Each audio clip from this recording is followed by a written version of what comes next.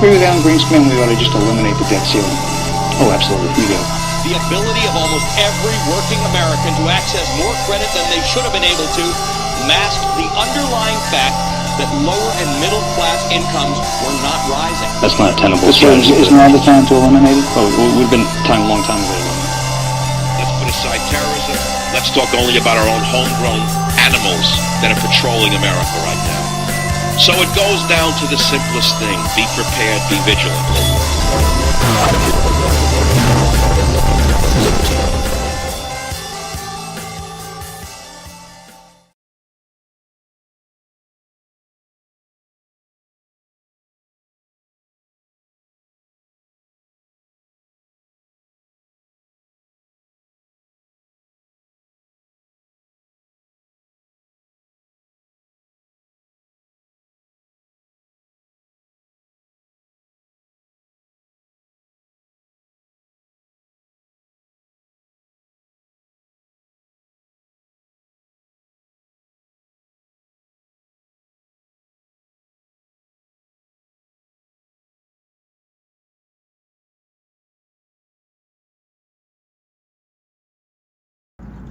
And the media is tail chasing yet again. I like this idea, and this gives me great joy. How you doing? It's James Walton with the I Am Liberty Show. James Walton with the I Am Liberty Show. IamLibertyShow.com, at I Am Liberty Show on Twitter. Check out the YouTube channel. Check out the free reports on the website. Check out the giveaways. It's a tremendous amount of stuff going on. The show is growing. The opportunities are getting to the point where I have to really be judicious about what I'm doing with my time, and that's where we're at. So welcome in. But I opened the live show on Wednesday. We had Andy Murphy on to securedad.com. Make sure you check that website out. It's thesecuredad.com. He's a guy doing great things about the release of book. It has nothing to do with your security or insecurity as a father. It has everything to do with keeping the people in your family safe. But that's just the situation. So I opened up with this idea that the media was chasing their tail over school shootings. And I've really grown fond of it now. I see it all the time. And I'm watching it happen again. There's real news. There's real news out there, but the media is chasing their tail over the NFL. Right? The media is chasing their tail still over the wedding of the two people who are nobody. I mean, they're nobody. Why is Prince Harry someone? Why is Meghan, whatever her name is, someone? Why are they somebody? You know, to his credit, he served in his military. But why is this news? Right? Why is it? Because we're desperate. Because we're isolated people. We're desperate people. We're contaminated people. Right? That's why. We are so infected with chemical and drug and sex that it's reached a tipping point. I just read an article that the Puget Sound, right? In the Puget Sound, you familiar with that is? Seattle, off the West Coast. I just read that mussels were found to have opioids in their system. Mussels, you know, the little bivalve, not the thing on your lower back. I'm talking about mussels. The bivalve that's great with frites and beer. It looks like a group of scientists threw a bunch of these mussels into the Puget Sound, left them there for something like 18 weeks, or I forget what it was, something like that. Left them out there for some duration of time. You know, mussels and bivalves, all bivalves are filter feeders. That's what they do. You know, they're absolutely... Well, what mussels are really are a vegan's dream. They really are. They have no nerves. They have no brain to speak of. All vegans, all vegetarians should be eating mussels, clams, all that stuff. They should be dining to the nines, right? Dipping them in their vegan butter because they're the perfect creature for them. I mean, they're just the perfect creature for them. That said, they leave these mussels out in the Puget Sound for a while. and they bring them back. There's 3 different, groups of them that they pull back in to analyze, and they find that 3 of them literally have opioids in them. Like traces of opioids. Nothing, you're not going to eat a mussel and get high. It's nothing like that. But the idea that the excretion level of opioids coming out of Seattle and the areas that feed into the Puget Sound is so high that the mussels have heroin in them. Now, it's prescription opioids, I'm sure, not heroin, but what a story. You wonder what's wrong with the nation. What a story. You wonder why my sister texted me the other day, why don't we have, in the meantime, we don't know how to fix school shootings, right? She has a beautiful daughter. My niece is one of the most incredible people in the world. She goes to a high school. So naturally, mom's scared, right? Nobody has an idea what to do about high schools. No one has an idea what to do about shooters. They get outside, they get poster board, they get wood, they tape it together, they thrust it up in the air, up and down, and they go home. There's no fix, no problem. No problem has been fixed whatsoever. So she asked me a very basic question about why we don't have handheld metal detectors at the schools to just run them over the students as they come in. Basic security principle, right? Is it bad? Is it scary? Does it make the school look bad? What will it make people feel bad? I don't want my kid to have to go through that. Nobody cares what you want anymore. We're at the point where you can't care what people want, how people feel, how people look, how people do. Kids are dying constantly. Constantly. And if we wait around on the government, if we wait around on the state governments, if we wait around on people to stop fighting, right? Because that's what I said the dogs were chasing their tail with this idea of school shootings, right? They're like little terriers, like little Jack Russell Terriers chasing their tail, right? The liberal progressive media is chasing their tail over gun control, even though the last school shooting was done again with legally owned weapons. I said on my show that I think the father should go to jail. I think if you own guns and they fall into the hands of people who kill people with them and you don't have them in a safe, if that safe wasn't ripped out of the wall and ripped open, if somebody went in there and turned a key or you left the safe open and they took your guns and killed somebody with them, you need to go to jail, dude. Sorry. Sure, it's a right. You want to talk about rights and liberties and freedoms? Sure, it's a right. But you can't have no responsibility for those rights, right? Right. So that's where we sit. Right? There's Oxycontin in the muscles. There's shooters in the hallways of the high schools. And we're trying to figure out what's going on. We're trying to keep our nation from becoming the United Kingdom. Do you know what's happening in the United Kingdom right now? The United Kingdom is so hell-bent on making their poor citizens as meek as possible. Right? You already can't get health care there. So you're already infected and you've got several strains of one bug or another because you're on a waiting list to go get something for your cough. They banned carrying pocket knives not long ago. I mentioned that on the show because that was laughable in and of itself. You're going to prison if you're found carrying a pocket knife, or you're going to be fined or something to that effect. So, as Mahmoud al-Aqaq gets ready to run his vehicle over the next group of people and get out and start slicing people with machetes or shooting people with illegal guns, the poor people of the UK are not even allowed to carry a little Swiss Army knife. It's gone up another line now. Now it's gone even further with the UK, with the madness, with the Muslim leadership over there. What is it, the mayor? The mayor's a Muslim, right, in London? Now you can't even order them online. You can't even get them delivered to your house. There's no getting knives delivered to your house in the UK. It's over. That chapter is closed. Right? Tens of thousands of people stabbed with knives in 2016. I think it was something like 43,000 cases or something like that. Big number. They don't have any guns, though. That's good, right? Take the guns away. Good. Just run around and hack each other's arms off. Stab each other. It's lovely. And now you can't even get a knife to protect yourself in there. The poor UK, I mean, the great rulers of the world have just fallen to this incredible low point. It's sad to watch, right? It's sad to watch.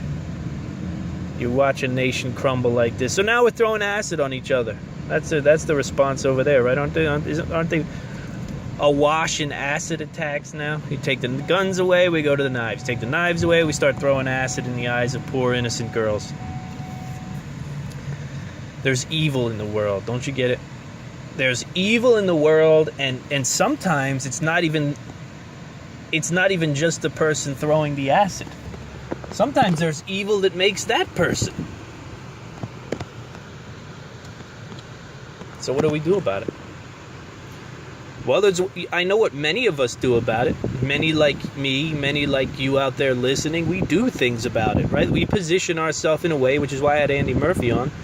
We position ourselves in a way that in this chaotic and insane world that we live in, right? Where people are highly medicated, zombified, just tiptoeing through the earth, through the world rather, going from one game of Candy Crush to, bottles full of candy, if you know what I mean. We sit on the outskirts and we watch. We sit on the outskirts and we watch and we bide our time and we make purchases and we make plans. And we live the kind of life that puts ourselves and our families at a minimal amount of risk because we know that we live in an incredible time. And who has the answers for what's happening in this incredible time? Very few people have answers about how do we fix kids whose parents pay so little attention to them that they take guns to school and start shooting people. How do we fix that? How do we fix kids who are so lost in the world that have been broken by bullying to such an extent? Right?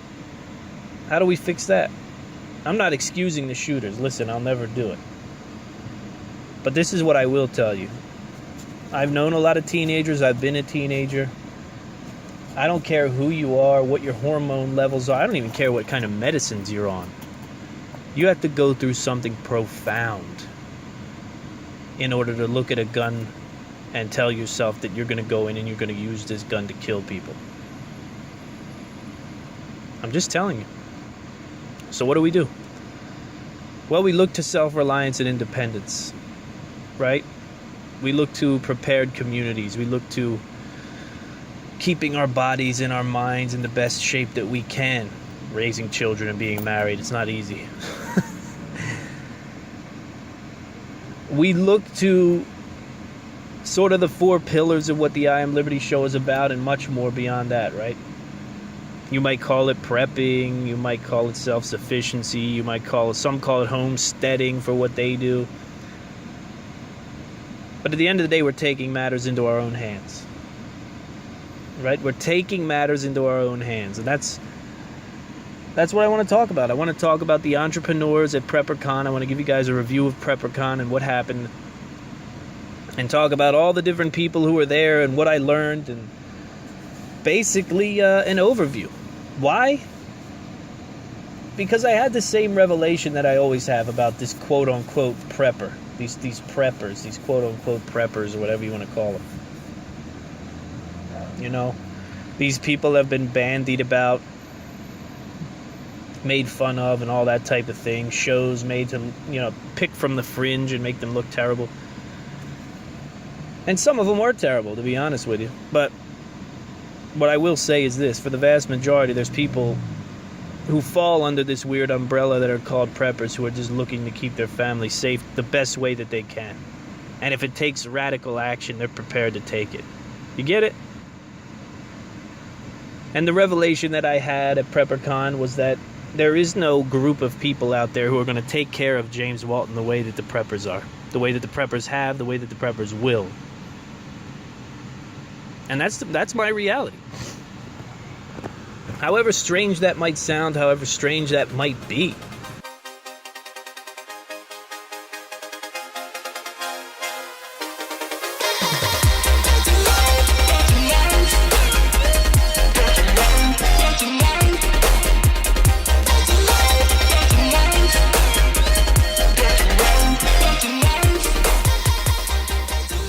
Look, before we get into PrepperCon, I want to tell you about the MHA Bushcrafter.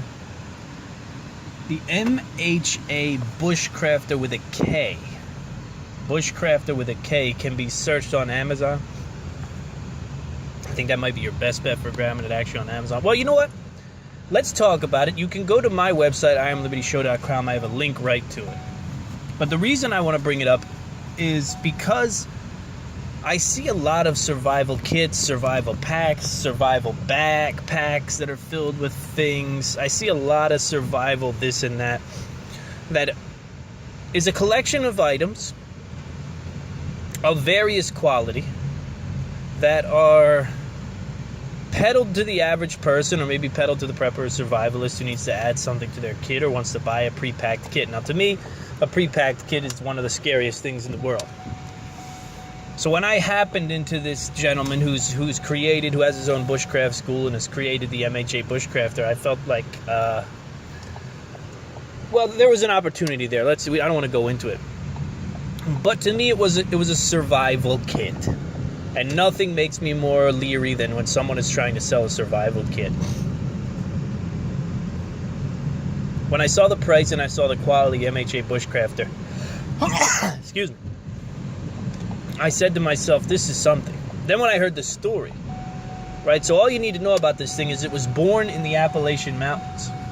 Basically, it was painstakingly put together using journals and experiences from a man who, his name was Myron H. Avery, a man who basically blazed the Appalachian Trail. That's how I've been putting it. He's a man who really blazed the trail up there all those years ago. And what the creator did, Craig Avery, is he basically put a kit together based on those journals and based on his experience. It's a kit that says, what are the basics that we need to survive? And what are the best products that I can find? And what is the best way that I can create this kit to be carried? And what type of items do you really need when you're surviving in the woods? He also put an emphasis on things like bug repellent, sunscreen that are often left out of survival kits. So this is a legitimate survival kit that was put together not using drop-shipped, low-cost, China-made products, but put together with what are the needs. What did Myron need as he made his way through the Appalachians? That's what people need today. Still, nothing has changed when you're in that sort of a setting, you know? Check it out. Go to my website, IamLibertyShow.com. Scroll down. You'll see Colga Silver, another great sponsor, and you'll see the MHA Bushcrafter. You'll see the contents. Another impressive thing about it is it's not in a backpack. It's not in a cheap backpack with zippers that are going to fail on you. It comes to you in a 1,000 denier nylon roll that can go over your shoulder or around your waist. Listen, check it out. That's all I'm telling you. The MHA Bushcrafter. If you are looking for a survival kit, if you're looking for an addition to your bug out bag or your survival kit that will really make a difference, or, I'll tell you a trick, if you're looking for the right gift to give to someone who thinks you might be a kook, but you still want them to have some survival gear. You know, they don't want to be a prepper. They don't want to be a madman. They don't want to be someone who's gone over the top. They don't even want to be considered that. You have a situation like that, the MHA Bushcrafter is truly designed for the outdoorsman. It's designed for the Appalachian Mountains. It's designed for the person who's spending time outside and could possibly run into an emergency. All right, so check it out. Go to IamLibertyShow.com, scroll down, you'll find the link. So PrepperCon, all that it was, all that it should have been, all that it could have been. This is what I want to tell you about PrepperCon. I bust through the doors. I spend all this time. My first day was basically just feeling the place out, right? Let me feel the place out, see what's what, because there's so much to see. What I really liked about PrepperCon is that there was fun. There was a lot of fun integrated, right? There was an axe throwing booth. Which I never did. I meant to do that. But there was an axe throwing booth. There's laser tag there. There's all kinds of fun that took the sort of stigma out of it all. You know, you didn't feel like you were walking through a dry outdoor show, right? Some outdoor shows I've gone to can be very dry. Same with gun shows, right? Just booth after booth after booth of a guy who's giving you about 3/4 of his attention. Main stages, that's not my seatbelt, by the way. My dog is in the passenger seat, Lola, and she's a big, heavy girl. So the car thinks that she needs her seatbelt on. There were 4 classrooms for training, right? And there were some great courses going on in those classrooms. I really enjoyed it. There was only one I really went to that I didn't enjoy. There was a main stage where, I'm going to be honest with you, you see these survival personalities on the Discovery Channel and you think, okay, sellouts, or whatever you might think about it. Okay, that dinging is going to drive me crazy. Whatever you might think about it. And you find out that, you know what, these guys, once you get them out from in front of the camera, and once you really start talking business with them, they know their stuff. They know their stuff. I don't know if you saw the live stream of Matt Graham, but Matt Graham is doing it. It doesn't matter. I think it was on Dual Survival. I think it was on, what's the other show called? I didn't watch these shows. I watched some of the Canterbury Lundeen episodes of Dual Survival. But after that, I didn't really watch it. But what else? I can't remember. Dude, You're Screwed, I think it was called. Something like that. And you could look at this guy and you could say, a TV hack. Well, this guy hunts animals with an atlatl, right? He literally hunts animals like a caveman successfully. He lives out in the woods for weeks at a time. I think he said one of his goals this year is he's gonna go into the woods sometime in June. He's not gonna return until sometime in December. Something like that. Or he might be going December to June. I can't remember what the deal is. But he lives out there, man. I mean, you can say what you want about even some of the best survivalists. You know, some of the people that we all understand are great. This guy lives out there. That's what he does. He goes out there, he builds some semi-permanent shelters. He spends all the time that he can out there. And, I mean, he's got the skills to show for it. He travels with the most minimal of pack I think I've ever seen. Right? One thing that did interest me, though, is he travels with an already processed, not a fire plane, but a bow drill set, basically. Yeah, he's twisting wood on wood to make fire. That's his method. That's one of about the 4 things that this guy carries. The other big one is a blanket. He's got a big blanket that he carries with him. What else did he have? He had his atlatl, of course. And what else did he have? He had some nice knives, right? You can't go anywhere without the knives. Boy, do I have a knife for you guys. I'm getting gear now. Gear's coming in, and there's some good stuff out there. You're going to see it. I'm not sure how I'm going to package this review job that I'm doing, but I think we're going to do it very big, and I think it's going to get integrated into the I Am Liberty show. But that's, things that have to be discussed. Let's leave it at that. But anyway, he had his knives, and like I said, this guy's legit. He was a legit bushcrafting madman who spends when I say all his time, I don't mean like every weekend. I mean like all of his time out in the forest, up in the hills, in the woods, in the mountains of Utah. So naturally, there's something to learn there. And I think that's the biggest thing when you go to a show like this, right? There's something to learn there. Every single one of the classrooms that I went to, I learned something. Every one. No doubt about every single one I went to, I learned at least one thing that I said, I'm going to write that down. So the struggle with doing a breakdown of an event via audio is that you really don't want to get into a bad situation where you're going down a list of people and booths and talking about it. And then there was Laser's Edge, and then there was Leaf Filter North, and then there was Lee's Cutlery, and then there was Live Nimble and Living Trust and Dee's Books and whatever. That's brutal.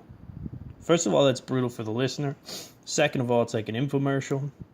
Third of all, I think I talked enough about products, right? I think I talked enough about products already. And I'm sorry, but the sponsors I have are great and I'm very proud of them. So you're going to hear that stuff on the show. Instead, I wanted to talk about I wanted you to think about yourself. And I want to talk about more high-level solutions that PrepperCon offers. Because even if you decide I don't want to go to PrepperCon next year, I don't want to make the voyage to Utah, which, I don't know, we could have another conversation about how come Americans don't travel in a world like this, right, in a time like this, and a lot of people could say money, money, money, and that's always an issue, right? But I'll tell you what, seeing Utah has definitely spurred something in me. From a business standpoint, I'll most likely be back next year, but I wanted to look at this thing from a different standpoint. From the standpoint of something that you should know better than anyone else, right? And that's your current situation. How are you faring in preparedness? How are you failing in preparedness? Or even move preparedness out of the picture altogether. Are you looking for community? Is that something you're looking for? There were a tremendous amount of off-grid living solutions. From energy to water to food. If you're looking to make a jump in the year 2019 or before 2020, one of the places PrepperCon shined, in my opinion, was in being able to look and touch and feel and taste and talk about what off-grid living really is going to be like. That's where these places, where events like this really shine. When you're in the market for products and you really want to get hands on them. Things like massive cisterns, right? Massive cisterns for collecting water. All sorts of different types of solar arrays and solar battery storage. And there's tremendous differences in these models. I talked to some of the makers there. And you look at how they store power and how different it is and the options. There was a great booth of young folks at what was it called? Renogy, R-E-N-O-G-Y Solar. Smaller solutions, but very interesting stuff. And then you had guys that were even bigger than that. Genco was there, Generator Services. Another part of that puzzle was being able to look at these things, touch these things, and then have in-depth conversations about them. To be able to say, how does this work? Would it work in my area? When you get into the idea of solar power and sun, how much sun do I get? Do I get enough sun? Then you get into things like hydroelectric. Then you get into things like turbine electric, like wind, wind power. There's a lot of questions, man. And even blogs, even going onto blogs and reading blogs, like great homesteading blogs, they're going to recommend things. They're going to recommend things that may or may not help you, things that work for them in their situation. But what's important is for you to see a product, to touch a product, to be around a product, to talk to those people who've created it and used it and that type of thing. The off-grid living situation is where you can really benefit from these larger shows, these prepping shows, these preparedness shows, particularly PrepperCon. Because PrepperCon is far and away the largest that I've ever seen, and the largest that most people who go to these have seen. I talked to David Jones. He said it was the biggest that he's ever seen, and he goes to a lot of them. Now, the other big area that doesn't get discussed, and that isn't vendor-related, is in the community. Right? It's in being surrounded by all these people. And of course, don't get me wrong, there's a lot of people who come through PrepperCon for the entertainment value. You know, there's a lot of people who come to scoff, I'm sure, and leave out of there and just have a hoot, and have a hoot on their way there too. But it's important for you to understand that there are also that many and probably more people who are there with the same concerns, the same issues, the same struggles, same problems that you have. Now, of course, that means you have to interact with a human. And that can be terrifying and scary. I know that. I know that's one of those things that people, they hate to initiate conversation. And even more terrifying is the idea of extending an invitation. Now we're talking about seriously teeth-rattling fear. Right? So not only did we talk for 10 minutes, now I'm going to extend an invitation for us to talk at a different location for maybe even longer. And this is not a date. This could just be two people. You know what I mean? It's a mind-altering series of events when you really get down to it. But the community's there. And there are also some great community building opportunities there. You know, I don't want to hit on it too often, but my guest who's going to be on Wednesday, Bunker Days, they are creating something very special that I think you're going to like. We've talked about them on the show, but they're going to come on to really talk about the show. And I think you're going to like what they're presenting. I think you're going to like it a lot because, again, we shouldn't be guessing. The biggest thing about the prepping community is that the guesswork should be done, right? Even if we're talking about, well, at all levels, the guesswork should be done, right? If we're talking about bushcraft, there's no need to figure that out from the ground up, right? There's no need to figure that out from the ground up. There's great books. There's Morris Kahansky. There's great instructors all over the nation who are doing this thing. There are people who have written books about all the resources of the wild and how to manipulate them. All the processes in bushcraft and how to master them and how to practice them and how to do them. And you go to the next level, right? Or you go all the way to the opposite of that in the world of high-tech prepping with the use of drones and cameras and hacking and all these types of things. You don't need to build that from the ground up either. All that's out there. All that stuff is out there. But it's out there in community. It's out there in people.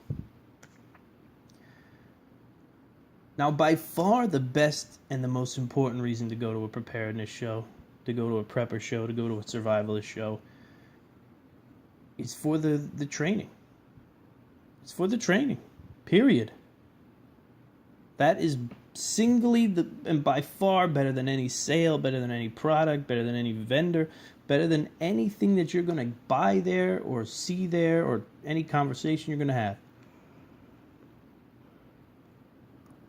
I can tell you right now, the classroom work is where it's at. And listen, I've done speeches in classrooms of 2 people, 10 people, 30 people. It depends, you know what I mean? It really depends. But I do want to give you a taste of that. Right? I do want to give you a taste of preparing for a pandemic with Drew Miller of the Fortitude Ranch. Situational awareness with Michael Jensen, Gray Man Academy.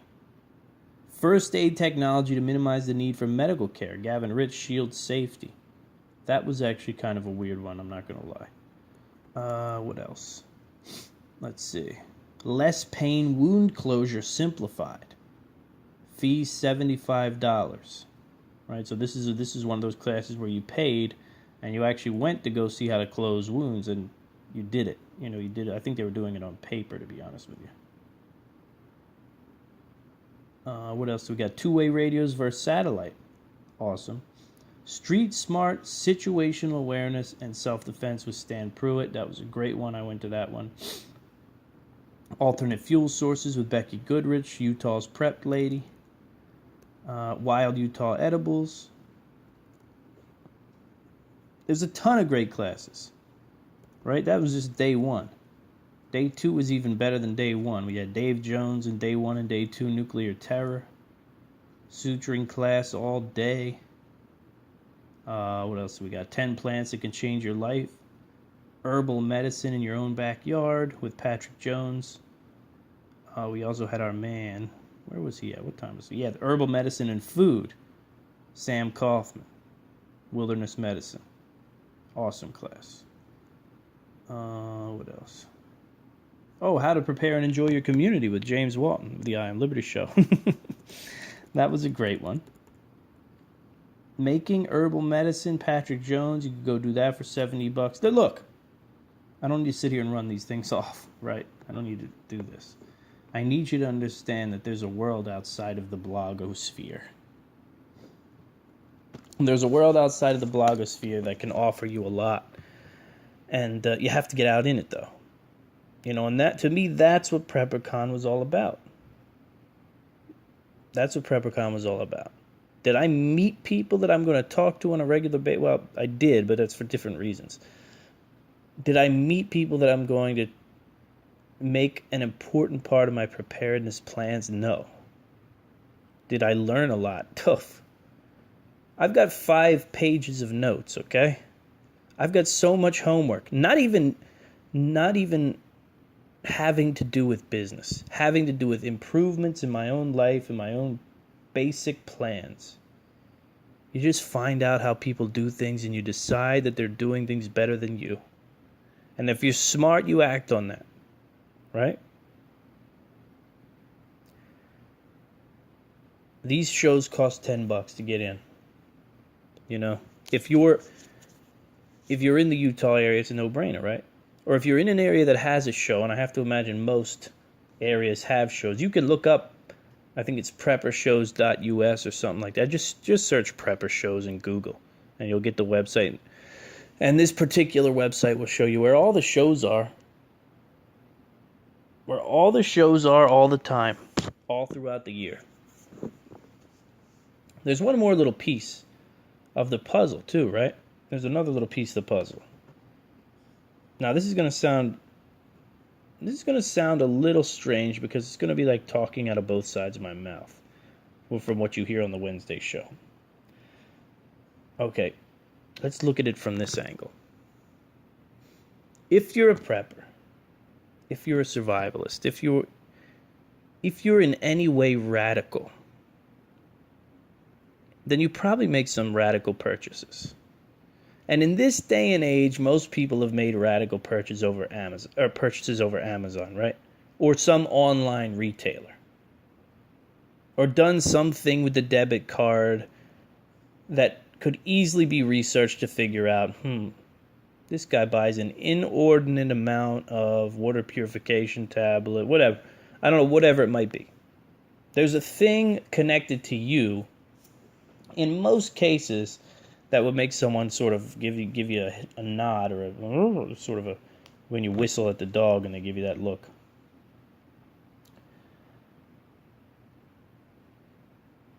That's just the reality, right? Unless you take OPSEC to the nth degree, unless you're going out and buying things with cash, and have been doing so since the beginning of your prepper journey, then the bad news is there's some sort of a path that leads to certain things that you've bought, right? And that's just the reality of this day and age. It's very hard to hide things from anyone. Now, what is very possible is going to these shows and buying some things with cash and never telling anyone your name and never telling anyone your address or your debit card number or your expiration date, and walking out with whatever it is you might want, right? If that's an off-grid power system that you don't want people to know you have, you don't want the government to know you have, well, that's it. You go in there with cash and you make that happen, right? There are benefits to that. And even though I can't get behind this idea that you should buy everything in cash and you know, be the next Jason Bourne that is an absolute mystery man and maven or whatever it is. You're going to have a trail. You're going to have a trail, but the trail doesn't have to lead to everything. You get it? I'm not talking about any kind of terrorism or domestic terrorism or buying weapons that no one knows about. It's not what I'm talking about here. But I am talking about food. I am talking about water storage. I am talking about alternate power sources. And listen to me. Listen to me, and this is how I want to end this. When the calamity strikes, like it has in Etiquette City, by the way, God, what a sad situation that is in Maryland. You can't even imagine. If you haven't seen the pictures of the flooding that's going on in Maryland, you have to look it up. It will absolutely ruin your week. But it's real and it's happening. But when we see calamity happen, maybe bigger on a larger scale than that, the government is going to want to know who has the food, who has the water, and who has the power. Because they're going to either use it or take it. You have to understand it's going to be a numbers game. Let's restore order for the many and sacrifice the few, because that's how we keep this thing going. That's how we keep this civilization going. That's the deal. We must sacrifice a few to keep the many. And if these few have all the food, well, we're going to ration their food. And I know they have food because they bought a year's supply on credit 10 months ago from whatever, BePrepared.com. I know they've got clean water because they have on their debit card statement that they bought a 2,000-gallon cistern that they buried in their bed. Whatever it is. Solar power, whatever it is.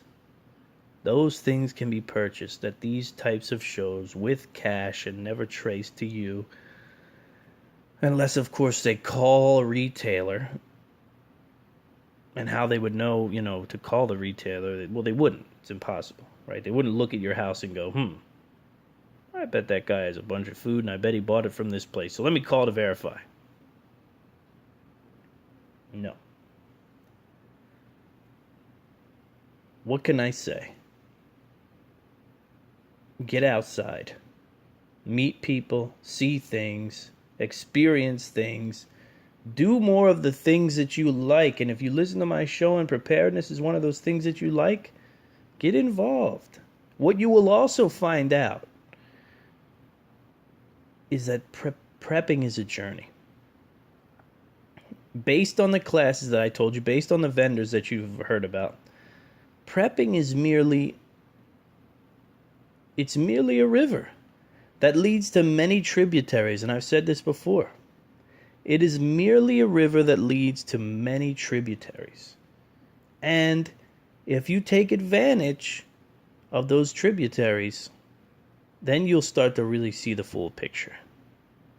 You'll start to really see the full picture. You'll start to really get the benefits of what it is to be,